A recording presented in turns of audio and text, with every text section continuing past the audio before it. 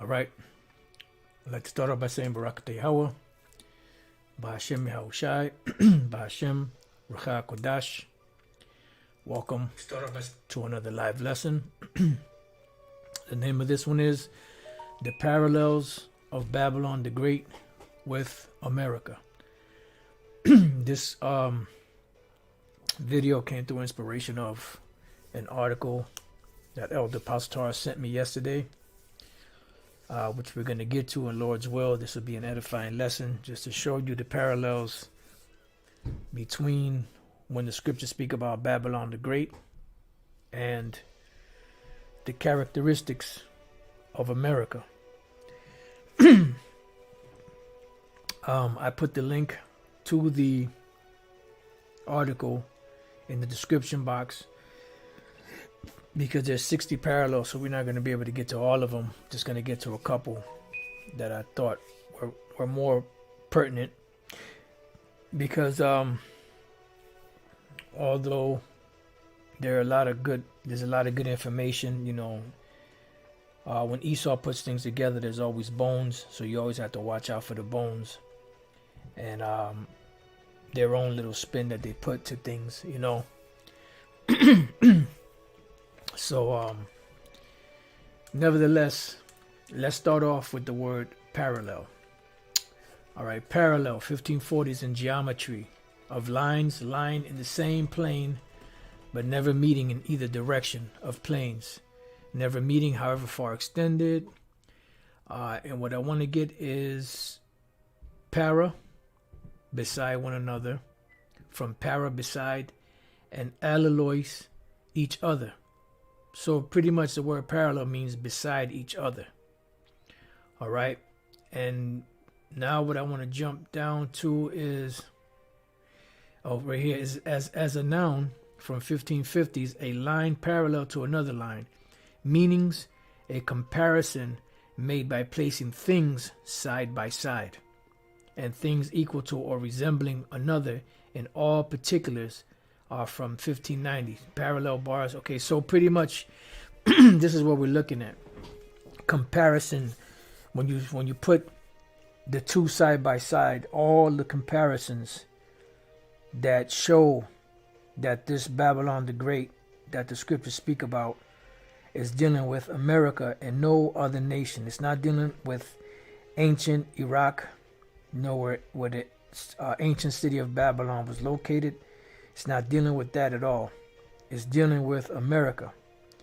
And when you go through the prophecies of Babylon the Great, if the Spirit is working with you, then you'll be able to see that there's no other place that fits those prophecies but America, which truly and in fact is Babylon the Great. So I just want to read this scripture real quick just to tie in Babylon, or the daughter of Babylon, with the modern day rulers of this world, which are so-called white people, which are the Edomites. So like it for a minute.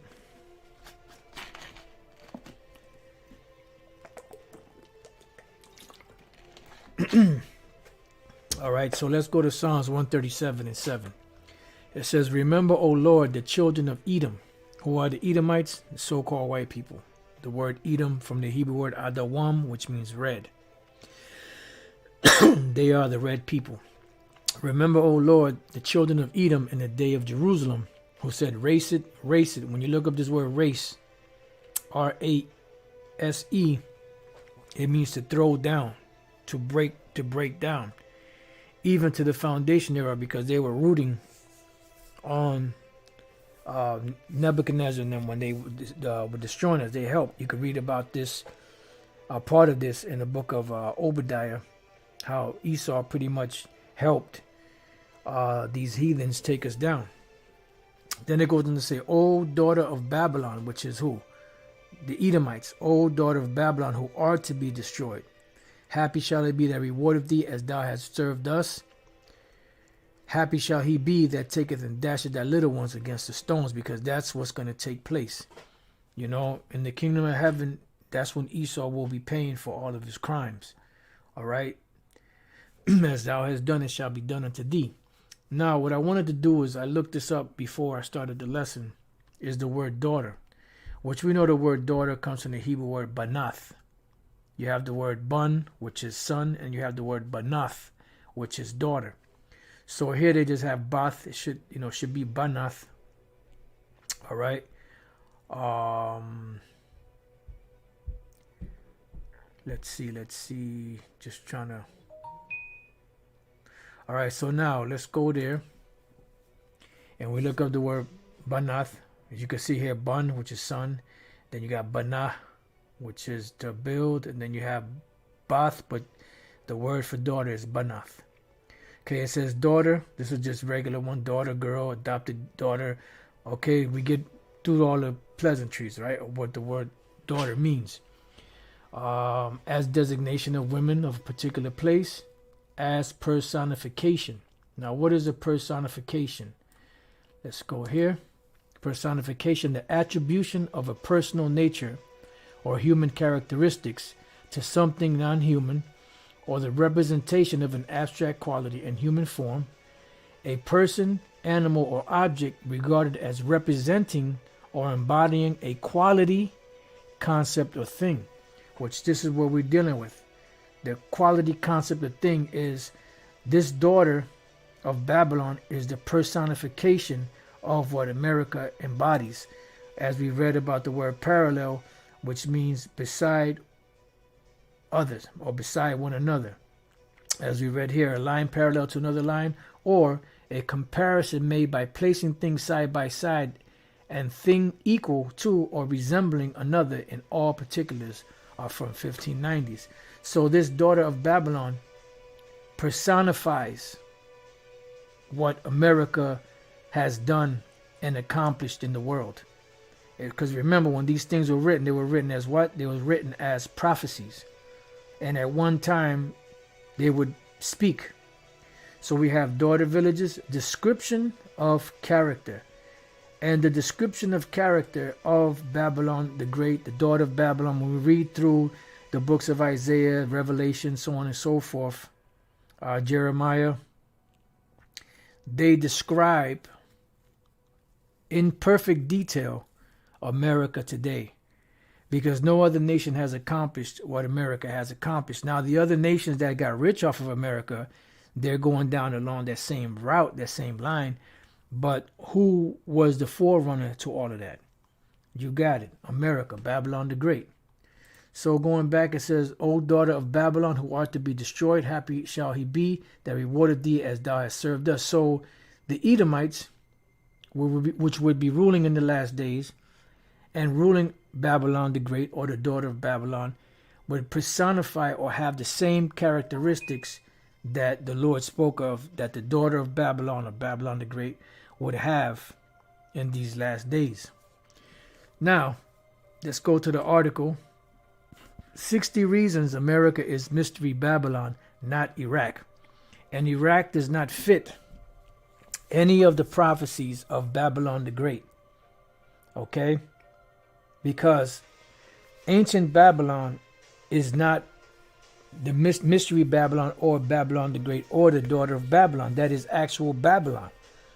That is actually where, when we read in the scriptures, in the book of Genesis, when you go into the what they call the Table of Nations, and Babel is mentioned there, that has been the seat of ancient Babylon from that time all the way till now. So that's not talking about the actual Babylon or the daughter. I'm sorry, it's not talking about, prophecy is not talking about the actual Babylon. It's talking about the daughter of Babylon, or Babylon the Great. Okay? So keep that in mind. Now, I'm going to read a little bit of the introduction. It says, much of this article material, I just want to just jump around a little bit. There are some prophecy experts. Hold on. All right. It says, there are some prophecy experts who have proposed the theory that Iraq and the ancient archaeological site of Babylon is the location for the mystery Babylon of prophecy. That theory considers the ancient prophecies of Revelation chapter 17 and 18 primarily. Some of those experts also refer to other prophecies as Isaiah 13, 14, 18, 47, and Jeremiah 50 and 51. The theoretical lines of reasoning revolve around the central notion that the prophecies must be literal and applicable only to the ancient location site of Babylon, with its current nationality being Iraq.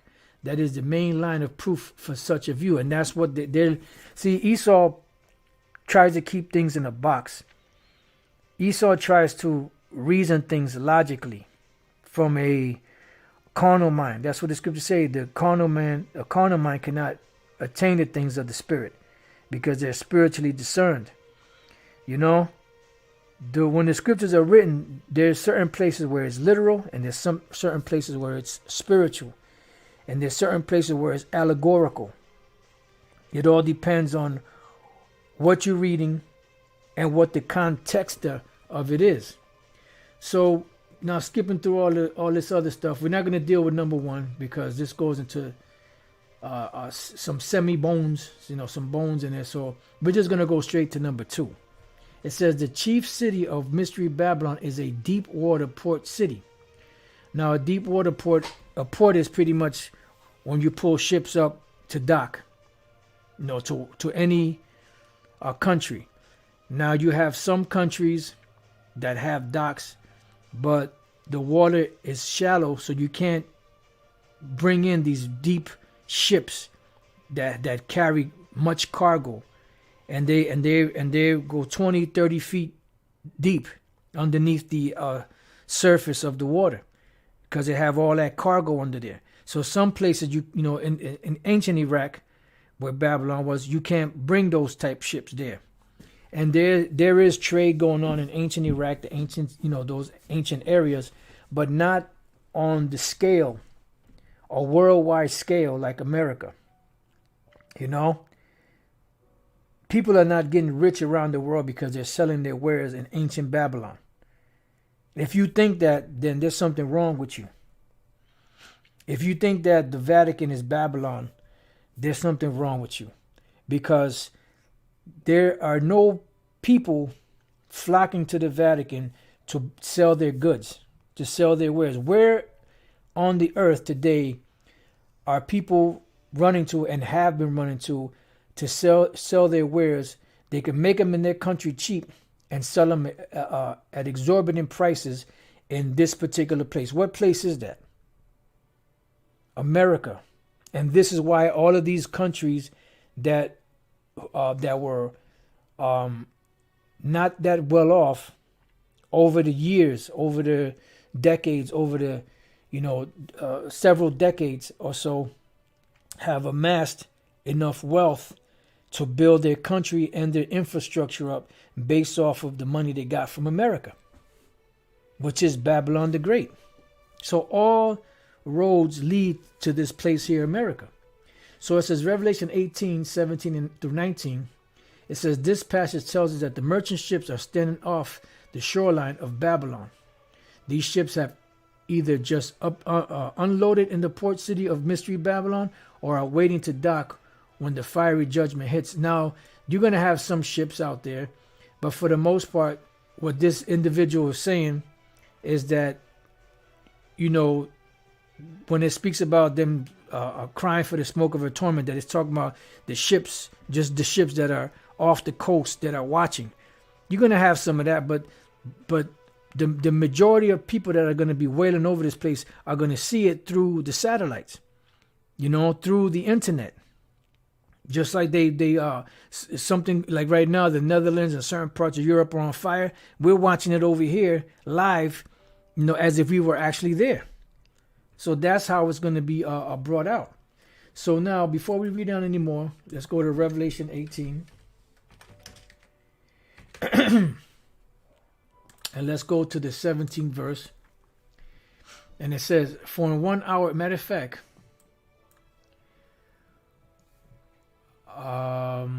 let me see if I can find the other one, because he should have read this one right here.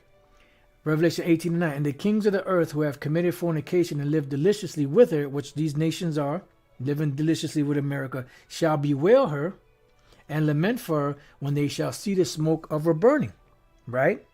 It says, standing afar off for the fear of her torment. So they're going to be in their lands. And how are they going to be able to see? Because it's impossible to you stand outside and look, or you by the shore, by the coastline or whatever, and looking, you can only see so far. So what is it talking about? It's talking about people watching through the internet. And this is the reason why the Lord created the internet, so that the word can compass the four corners of the earth, and the prophecy of when America is burning and people crying over her because they can't sell their wares anymore can be fulfilled. So it says standing afar. So why didn't he read this? Standing afar off for fear of her torment, saying, alas, alas, that great city Babylon, that mighty city, for in 1 hour is thy judgment come. And this is why when Esau gets into trying to break prophecies down, they try to get technical, try to match everything technically. It doesn't work that way. That's not how the Lord operates. Now, the Lord could do it that way if he wants to, but the Lord doesn't always operate that way. Let's take, for instance, he said that there's 70 years determined upon when Babylon was going to take Jerusalem down. Now, was it actually 70 years? No, it was close to it. It was around 66, 67 years. And then the Lord brought them down. But Esau will try to make it perfectly fit the actual 70 years. The Lord gave a time and he cut it short. The Lord could do that. He says 70 years are determined. And he cut the time short. So, but Esau tries to get everything down to the last nook and cranny, because that's the carnality in them. Now, when we jump to the 17th verse, for in 1 hour, matter of fact,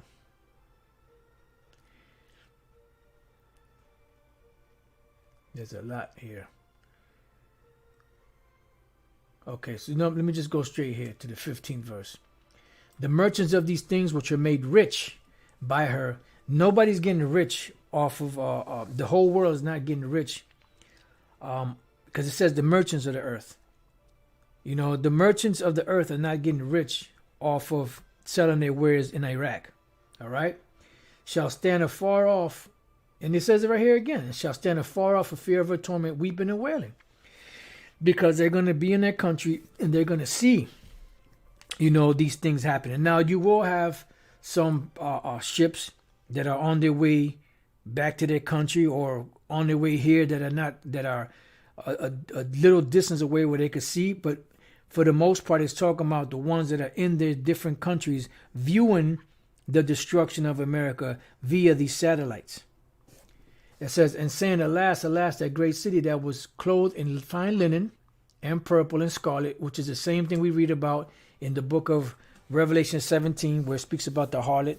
You know, she was arrayed in purple and scarlet, you know, and decked with gold and precious stones and pearls. For in 1 hour so great riches has come to naught. And every shipmaster and all the company and ships and sailors and as many as trade by sea stood afar off. It keeps saying stood afar off. Because there's going to be ships, there's going to be these nations, there's going to be the owners, you know, of these different wares that are going to be watching the news. They're going to be watching, you know, something on either television or the internet, and all of a sudden, breaking news, America has just been pelted with nuclear missiles. And they're going to be willing, because they're not going to be able to. There's no other place on the planet like America for these nations to sell their wares. You ain't going to find it. So it says, and cried when they saw the smoke of her burning, saying, what city is like unto this great city? See? So there's no other city like this great city. This is a great city. And Elder Pastor said this years ago. A city is as big as its people, because when you are born in America, right? You are what? A U.S. citizen. See? So a city is as big as its people. Polis, which is city for city. So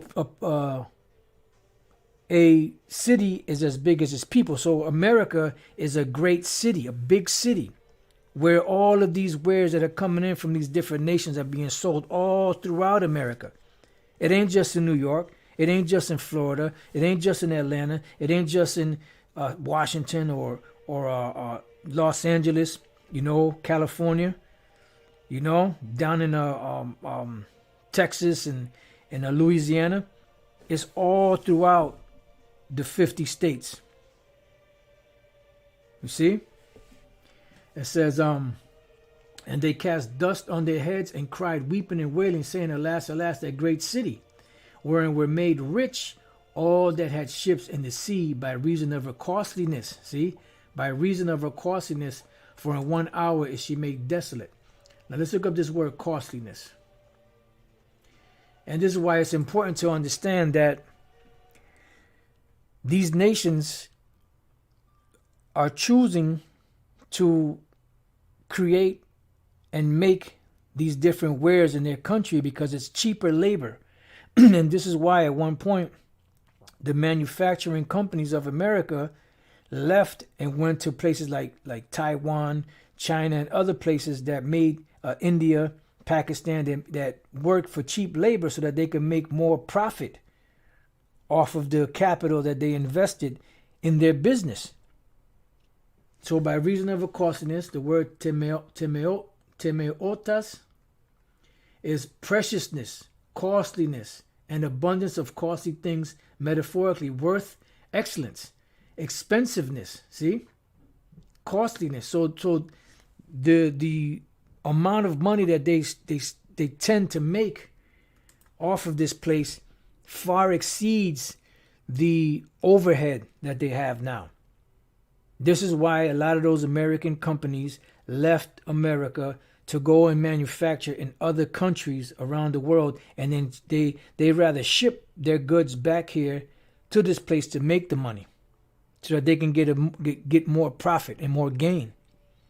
Because at the end of the day, business is about making money.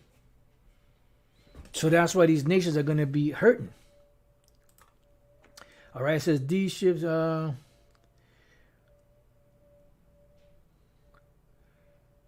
Let's see if there's any more in this.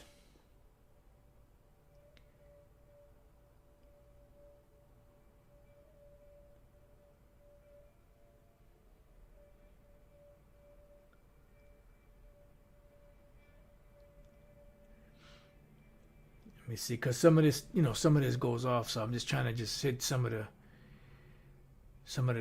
key points.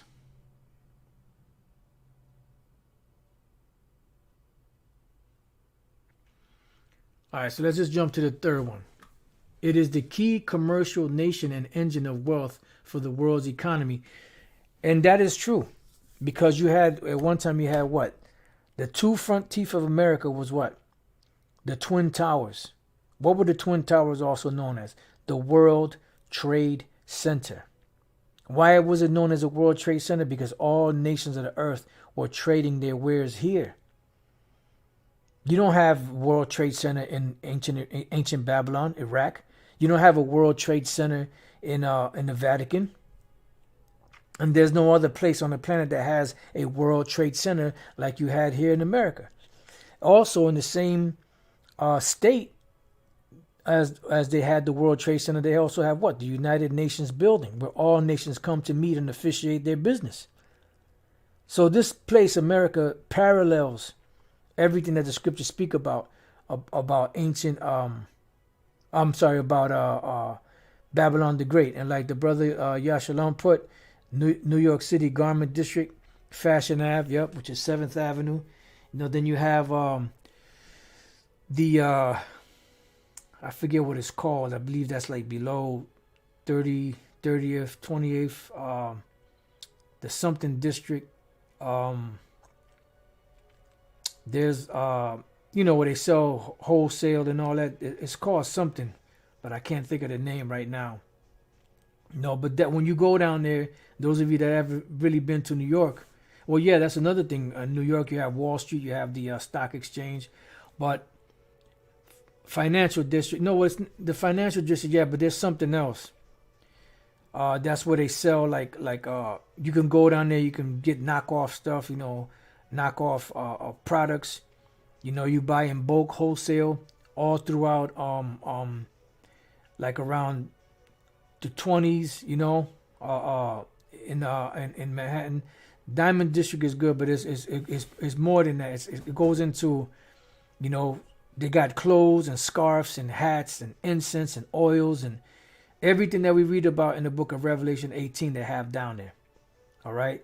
And they sell it wholesale, which means you have to buy bulk,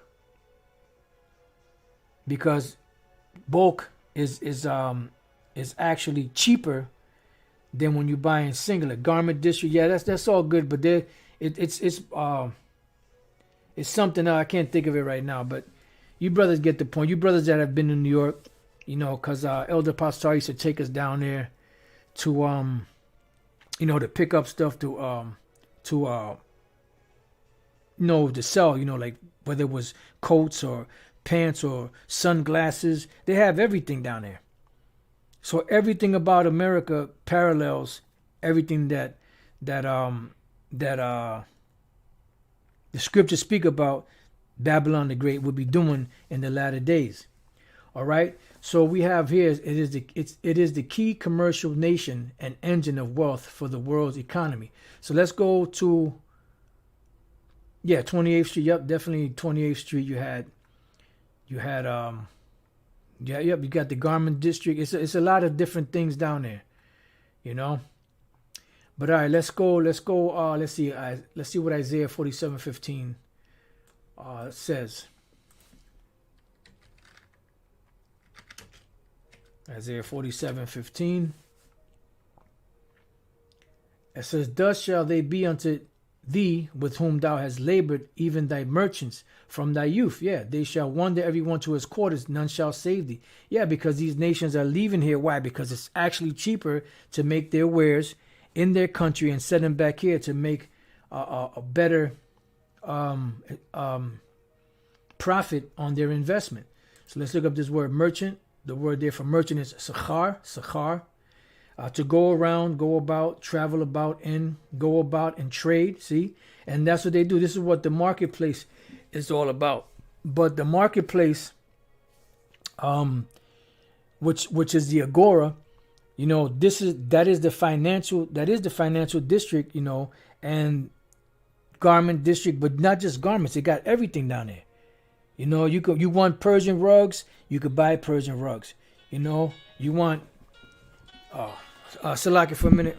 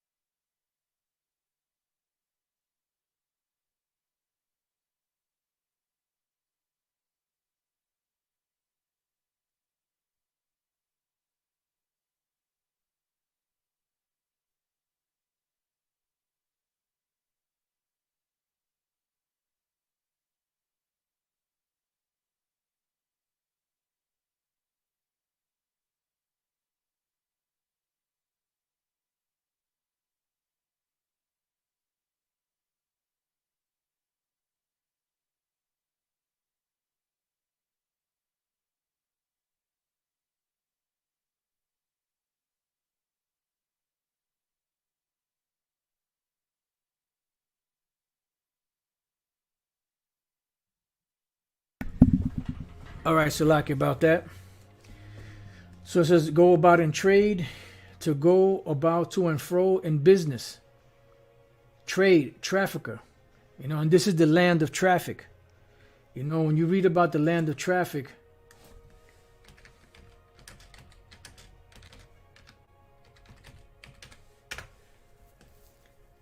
Ezekiel 17:4, he cropped off the top of his young twigs and carried it into a land of traffic.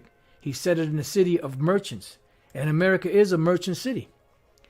Land of traffic. When you look up the word traffic in the Old Testament, Canaan, which is Canaan. And America is also known as Canaan. Canada is Canaan Da. Da at the end of a word, if it's not connected, that's number 4. You have Ah, which is 1, Ba 2, God 3, Da 4. All right, so this is Canaan. But Canaan means lowland, talking about the land of Canaan, but it also means merchant, trader. So this is that land of trade, the merchant city. And I believe that's in Revelation 18 also. Let me see something.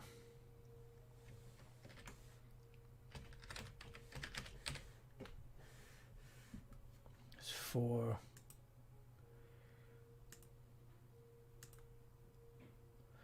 No, let me see something. Just bear with me 1 second.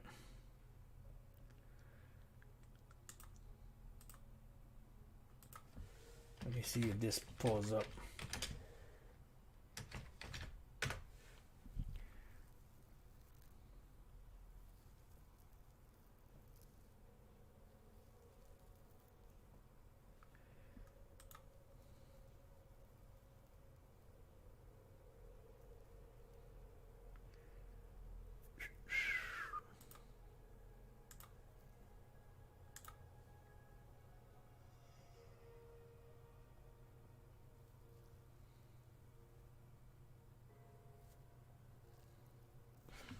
Here you go. Isaiah 23:8. Who have taken counsel against Tyre, the crowning city, whose merchants are princes, whose traffickers are the honorable of the earth. And you have all the honorable of the earth doing business here. So-called honorable of the earth, the so-called nobles. The Lord of hosts hath purposed it to stain the pride of all glory, and to bring into contempt all the honorable of the earth. Pass through the land as a river, O daughter of Tarshish. There is no more strength. He stretched out his hand over the sea. He shook the kingdoms. The Lord hath given a commandment against the merchant city to destroy the strongholds thereof. And this place, America, will be destroyed. Okay? So let's go back. Where were we at? So it says Isaiah 47:15 again, thus shall they be unto thee with whom thou hast labored, even thy merchants from thy youth. They shall wander every one to his quarter. None shall save thee, because these nations had already abandoned, this place. The only thing they're doing now is pretty much coming here to get their educations, but pretty much the bulk of the work that's being done is being done in their country, and they're sending it here. And if it's not being done in their country, they're going to another country out there where they can make this stuff cheap. Taiwan, India, Bangladesh, Pakistan, China, Mexico, and different other places where their overhead is not as much. So going back to the article, the next one is Revelation 17:2. Let's go to see what that says. Let me leave this because we might end up going back there. Revelation 17:2. Let's start at 1. And there came one of the 7 angels which had the 7 vials, and talked with me, saying unto me, Come hither, I will show unto thee the judgment of the great whore that sitteth upon many waters. And these many waters is a representation of peoples, nations, and tongues. And the whore is America.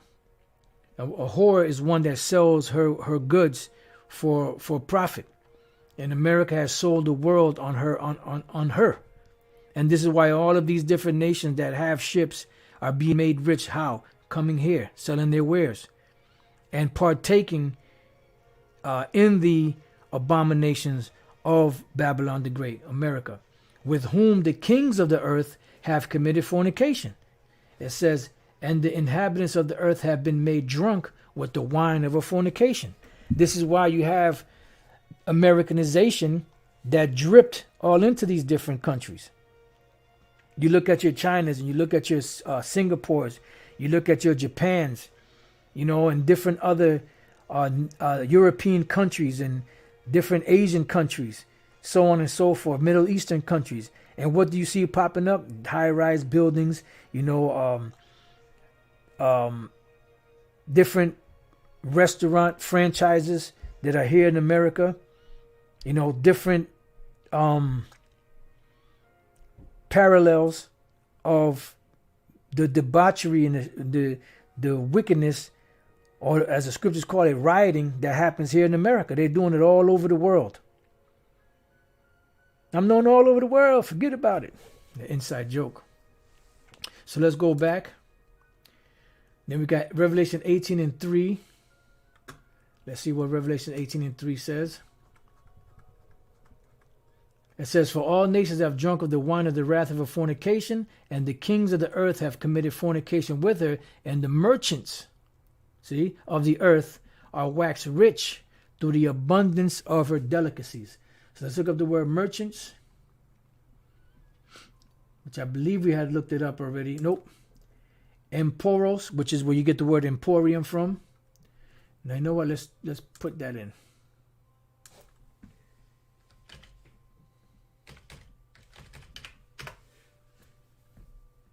Emporium, a large retail store selling a wide variety of goods. And you see that here in America. America is a large retail store selling a wide variety of goods, because these goods are coming from where? They're coming from all over the planet. All right, so you have the word emporium. Emporium, place of trade, mart, just like the agora. Trading place, market, from emporos, merchant, originally traveler, because that's how the merchants were. They would travel from place to place, selling their wares. Before these big box stores and these big major chain stores were out there, they were where? They were on the streets. They would set up tables, and that's how they made their wealth. And eventually they moved from that into these different buildings, to where you see these giant corporations today. How do you think they started? They started off on the streets. That's how it was back then. You had a certain place, a big opening, and people would set up tables, set up tents, whatever the case was, and they would put out their goods out there. Then you had the ones that traded goods, whether it was tobacco or silk or whatever the case was. Then you had people that were going there to collect debts. There were people that were going to pay their debts. There were people there that were arguing about different things. There were people there that were philosophizing, philosophizing, if that's even a word, so-called building, breaking bread. Then you had the men of the Lord that would teach, breaking the scriptures down, debating in these different openings. So eventually, what happened here in America, they started to move into buildings, to where you see what you see today. All right, let's see. See, Greek emporos in the merchant sense meant especially one who trades on a large scale, usually, but not necessarily by sea. And that's one of the main ways that these nations have gotten rich, by the merchandise that they sell by sea. And it says here, as opposed to capellos, local retail dealer, shopkeeper. So you had a shopkeeper, but then you had those that moved. And usually these places would be near water, near ports. And that's why the ancient Roman Empire, what they did was they took over those port cities around the Mediterranean, because those were key places to be able to bring in goods, sell goods, attack, set up garrisons, or whatever the case was. It was easier for them to do that if they had all of those lands that were surrounding that water, which was the Mediterranean Sea and the islands, which is what they actually did. They conquered all of that. So this is the word that emporos, which is merchants. It says one on a journey, whether by sea or by land, especially for trade. A merchant, as opposed to a retailer or petty tradesman. A merchant is a seller, but on a grander scale, so you could understand. All right, so now the next one I wanted to look up was delicacies. delicacies. You have the word strenos, excessive strength which longs to break forth, over strength, luxury, eager desire. You know, and this business trade that they're doing, let them live luxuriously. And this is why they're going to be moaning and wailing, because they're not going to be able to live that extravagant lifestyle. I was just this morning with Elder Apostle Gabar. We went to grab a bite to eat, and he was telling me about the movie Beat Street, and there was, you know, the breakers that were there, and one guy, after the fame and the money died out, I guess he liked that fame, he liked that lifestyle, so he became a drug dealer, you know, to make money, and eventually he got put to death, because once he got a taste of that life, he couldn't get enough of it, and he wanted to keep that train going, but the train had already ran its course. So he tried to force the course of the water, and what happened? He ended up getting put to death. Because once you get, that's why these nations are going to be upset, because they're addicted to making money in this place, because they have committed fornication, you know, with this harlot, drinking that Babylonian juice. So now you're really starting to understand why these nations are going to be moaning and wailing. Not because they're going to feel sorry for America, because the majority of these nations that are making money here can't stand this place. Because of the corruption, you know, because of the excess that things that they do to them. But nevertheless, they're still making that money. And that's why they tolerate Babylon the Great. But a lot of them are going to turn against her. All right, so let's see what else we got. Verse 9. Let's jump to verse 9. It says, and the kings of the earth who have committed fornication and lived deliciously with her. See, they live in deliciously. Let's look up this word, deliciously. That doesn't sound like somebody that's a miser. That doesn't sound like somebody that's that has to be frugal, you know, that has to watch their budget. And that goes to strena ow, which we just read about. To be wanton, to live luxuriously. Yeah, because when you have more than hearts can wish, you know, for the most case, you are undisciplined. Look at Jake. When Jake makes it big, what they do? They are undisciplined, man. They spend that money up quickly. You figure somebody with $300 million would be set for life. But in a matter of a couple of years, they broke. Why? Because they live in that extravagant lifestyle, that unbridled, you know, undisciplined lifestyle. And what happens? They end up blowing all that money. And these nations are living lavishly, man. When they go out, they ain't eating no cheap shit. They eating the top. They drinking. They eating the best. They drinking the best. They living the best. They wearing the best. They driving the best. They flying the best. Everything they do, they doing it big. You know. So that's these nations, man. And this is why. Now you understand why they're going to be so upset when this place is destroyed. Because they're not going to be able to live that lifestyle anymore. They're not going to be able to make that money anymore. Because if that was the case, if there was another place like this, they could have gone to Iraq. They could have gone to the Vatican. You know, they could have gone to certain other places around the earth. But there's no other place like this place here, where people are making money. And like I said, the Spirit made me say, this is why they tolerate this place. Now, let's go back. It says, and all the kings of the earth who have committed fornication and lived deliciously with her shall bewail her and lament for her when they shall see the smoke of her burning. Why? Because they're not going to be able to make that money. All right, let's go. Let's keep on reading. I was going to keep reading, but I just wanted to check. It says, standing afar off, once again, afar off, for the fear of her torment. It says, because you got to understand, man, the devastation that's going to happen is going to be horrendous.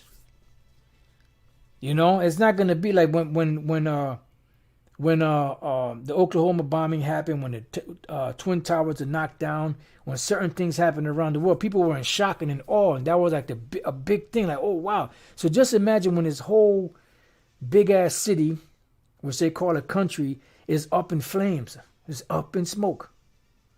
Huh? How do you think people are going to fare? And then on top of that, the whole earth is going to be rocking to and fro like a drunkard from the missiles pelting down upon it. So it's going to be devastating. You know? And it could be possible that those ships that's in the sea that may be looking back, once a major earthquake hits, you got tsunamis coming. So it's a possibility that those ships can end up sinking to the bottom of the sea. You see? It says, saying, alas, alas, that great city Babylon, that mighty city, for in 1 hour is thy judgment come. And the merchants of the earth shall weep and mourn over her, for no man buyeth their merchandise any more. And that's why they're going to be crying. It says, the merchandise of gold and silver and precious stones and of pearls and fine linen and purple and silk and scarlet and all the ironwood and all manner of vessels of ivory and all manner of vessels of most precious wood and of brass and iron and marble. And when you go down into America, into these different places, you got New York, you got California, you got different other places. You're going to find all of these things there. Whether you're buying chew sticks or incense, or brass figurines, or oils, or rugs, carpets, Italian marble floor, Persian rugs, or whatever you're buying, the finest silk, linens and different things you're going to find all of that there. It says, and cinnamon, which you're going to have spices and odors and ointments and frankincense and wine and oil and fine flour and wheat and beasts and sheep and horses and chariots and slaves and souls of men. Remember, you have Wall Street. Wall Street is a stock exchange. They're trading everything on there. Everything is being traded there. Souls of men.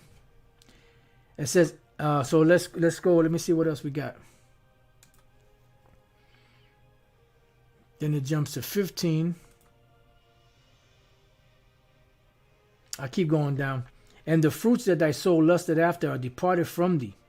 And all things that were dainty and goodly are departed from thee, and thou shalt find them no more at all. And when you look up this word dainty, which I've done before, dainty is the word liparos. Liparos is where you get the word lipos right here, which is grease or fat. Things which pertain to a sumptuous and delicate style of living, which was what? The king's living. Because the king's meat was fatty. There was like a over excess of wine and fats and and this is why people would drop dead of heart attacks and all that, because they're eating those rich foods. So you look throughout America, what do you got? You got fast food joints, selling you all type of processed food. People are fat all over, all throughout. They're fat, undisciplined, unwanted, living it up. You got food shacks. You got liquor stores open 7 days a week. You got food shacks open 24 hours a day. But people, if a person is up at 11:30, 12 o'clock, 12:30 at night, 1 o'clock in the morning, they feel like having a Big Mac with some fries, you may have a place that's open that sells that shit. So it says, things which pertain to a sumptuous and delicate style of living. Fat, grease.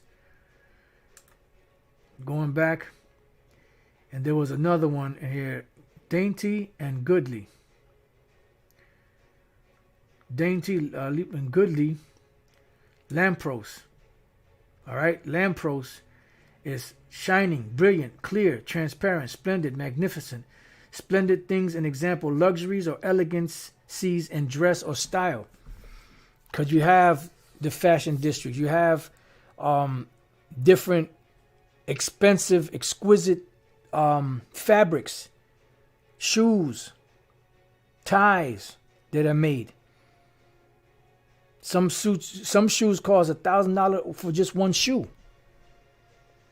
Then you got your belts, probably $300 to $500 for a belt. You got your shirts, $150, $200 a pop. You know, your suits, different dresses and different accessories that go with it. And who lives like that? Kings. They're not Yahweh Shai say they that wear soft raiment are in kings' palaces. Well, that's what this is likened to, because this is a queen, a harlot.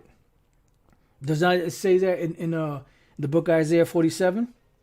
Let's get that real quick. Isaiah 47. Let's see. Find.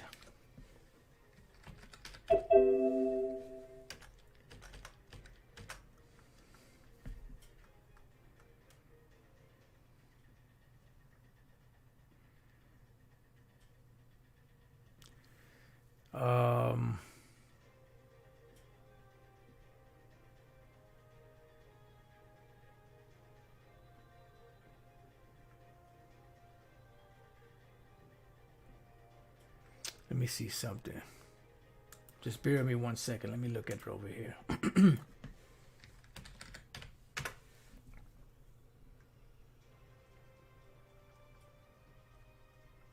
Just bear with me 1 second.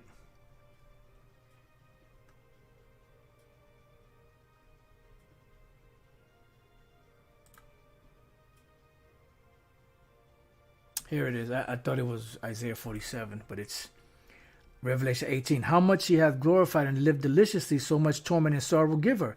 For she saith in her heart, I sit a queen, and am no widow, and shall see no sorrow. So they're living lavishly. They're living like nobles. They're living like royalty. And you have the word for queen, Basilessa, which is the feminized way of saying king, Basileus, or something along those lines. Queen. And we know that the word queen, which the root word has an A here instead of a double E, means prostitute. And this is the mother of harlots. That's the queen. Because all nations have laid down with this whole over here in America. All right. Yeah, man. All right, so now let's go back. Where were we? Okay, shining, brilliant, clear. Okay, so splendid things, an example, luxuries or elegancies in dress or style. Now, the dude, when I was reading through here, he was saying that this shining, brilliant, clear, transparent, this shining, brilliant, he was saying that, how America has, those shining lights, like you have, he didn't mention Times Square, but you do have Times Square, which that's a possibility because, that's those shining, flashing lights, that's like a something to be in awe about. And this is why when the Apostle John saw the woman, he marveled at her with great admiration. He was head over heels for her because he saw the splendor, the magnificence, the beauty. Even this group, the Guess Who, I believe I think it was the Guess Who, they did a song called American Woman, because I believe they were out of Canada. And they said, American woman, stay away from. Matter of fact, let me get the lyrics to that.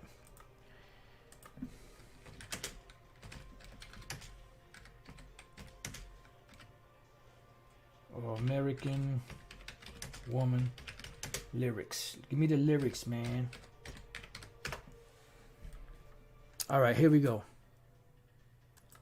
American woman, I'm going to mess your mind, right? I just want to get to the point. American woman, stay away from me. American woman, mama, let me free. Just don't come hanging around my door. I don't want to see your face no more. I got more important things to do than spend my time growing old with you. Now, woman, I said stay away. American woman, listen what I say. Right here. American woman, get away from me. American woman, mama, let me free. So it's heavy how he's equating America with a woman. And the scriptures equate America with a woman. Don't come knocking around my door. Don't want to see your shadow no more. Colored lights can hypnotize, And this is why the Apostle John was enamored. He was he looked at it with great admiration. Color lights can hypnotize, sparkle someone else's eyes. Now, woman, I said, get away. American woman, listen what I say. All right. It says, American woman said, get away. American woman, listen what I say. Don't come and hanging around my door. Don't want to see your face no more. I don't need your war machines. I don't need your ghetto scenes. Color lights can hypnotize, sparkle someone else's eyes. Now, woman, get away. It's a bad song too. All right, so that also could be a possibility. The shining brilliant, you know, the lights that are here in the major cities, you know, especially in New York. All right, so let's go back. What else do we have? Let me bring this up here.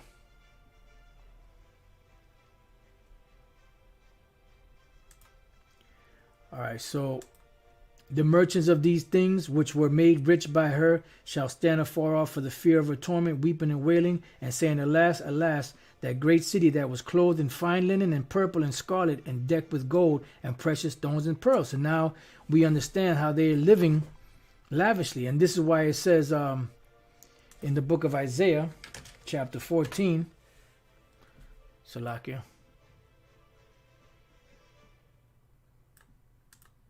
Isaiah chapter 14 and 4, that thou shalt take up this proverb against the king of Babylon and say, how have the oppressors ceased? The golden city ceased. You know, and this is a golden city.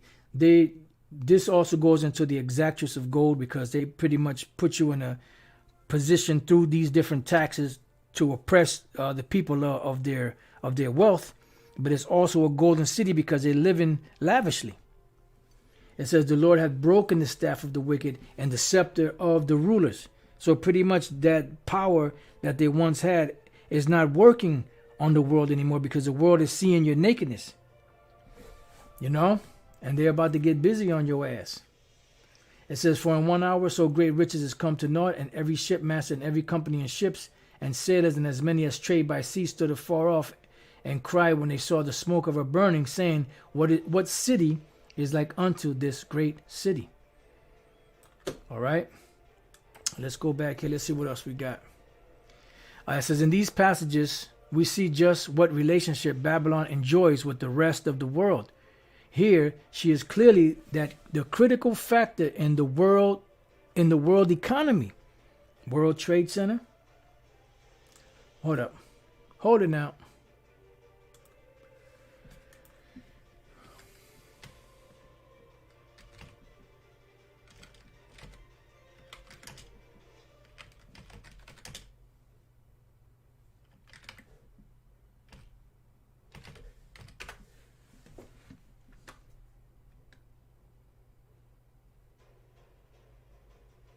Here we go.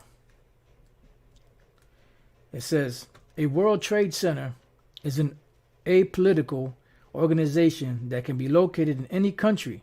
It supplies businesses with access to international trade, services, and facilities, and seeks to simplify and stimulate trade by bringing together the offices of government and industries that serve and carry on trade. All right.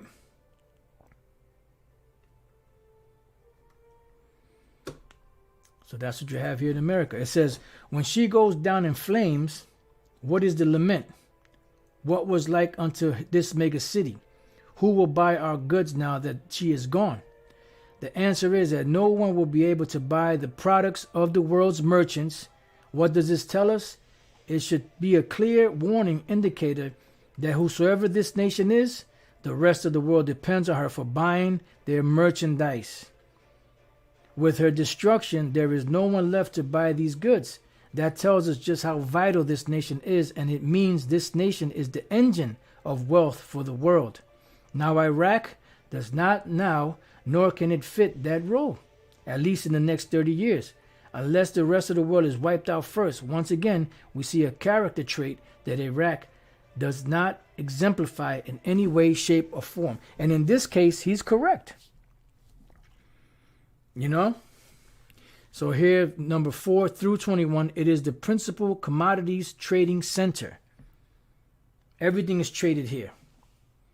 You want to deal with financially, international trade, you got to come to America.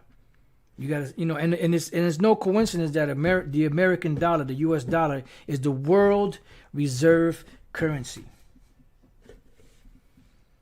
And New York, which would be the capital of America, that is known as what? Excelsior, or the Empire State.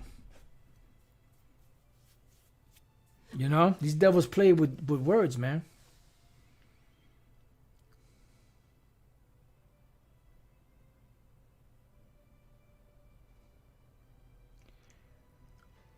All right, it goes into that. Number 22, a leading center of imports and consumption.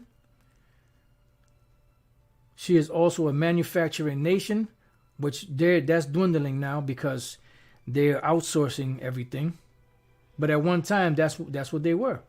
23, Center for Merchandising and Marketing, known as the world's policeman, known for showing the flag or gunboat diplomacy, noted for its elegant, luxurious, refined, and rich lifestyles. See? And that's why when you see the scripture, matter of fact, let's get it real quick. Revelation 17:3. So he carried me away in the spirit into the wilderness, and I saw a woman sit upon a scarlet-colored beast. A scarlet-colored beast is the EU and NATO. It says, full of names of blasphemy, having 7 heads and 10 horns, because that's a whole conglomeration of those European nations. And the woman was what? So she's sitting high on the hog, so to speak, on the beast. And the woman was arrayed in purple and scarlet color, which are colors of royalty. It says, and decked with gold and precious stones and pearls, having a golden cup in her hand full of abominations and filthiness of her fornication, because that's what she has all these nations drink of if they want to partake of those goodies. If they want to partake of that lavish lifestyle. If they want to partake of that royal status.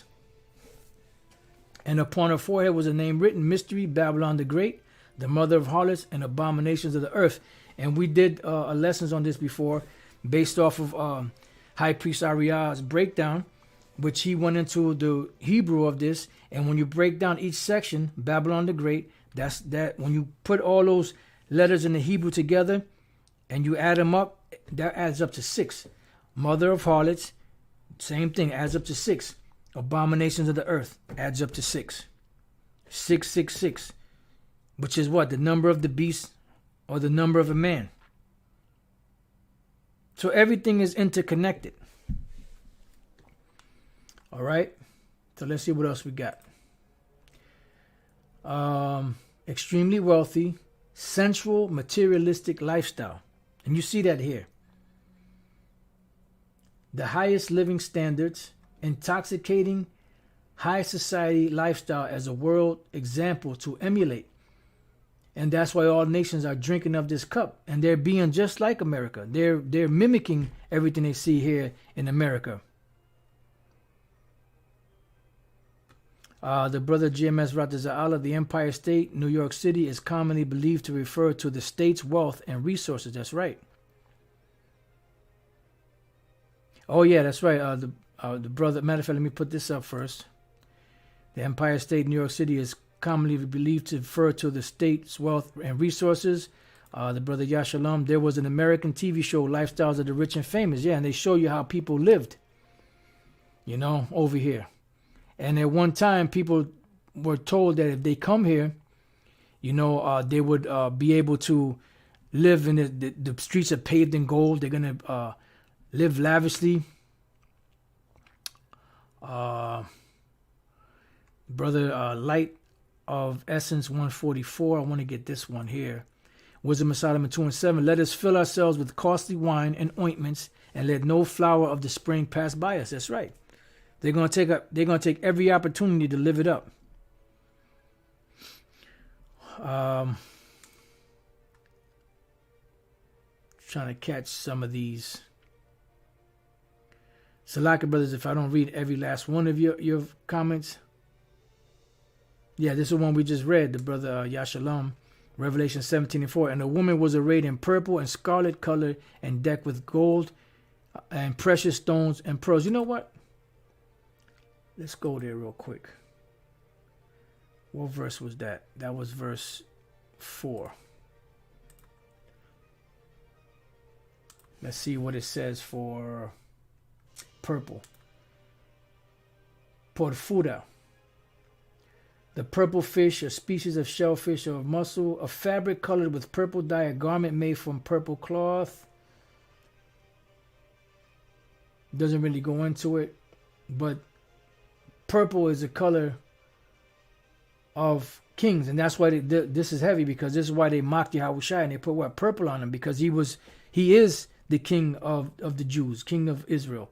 And they clothed him with purple and plaited a crown of thorns and put it about his head. You know, so they were making mockery of him.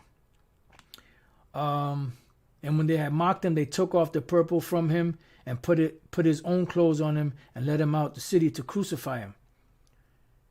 Right here, Luke 16:19. There was a certain rich man which was clothed in purple and fine linen and fared sumptuously every day. So purple is equated with royalty, with richness. Okay. So let's see what else we got.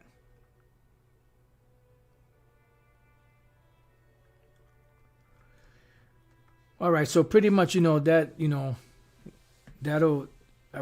pretty much covered everything. I mean, like I said, I put this in the description box. You brothers can read some of this if you want.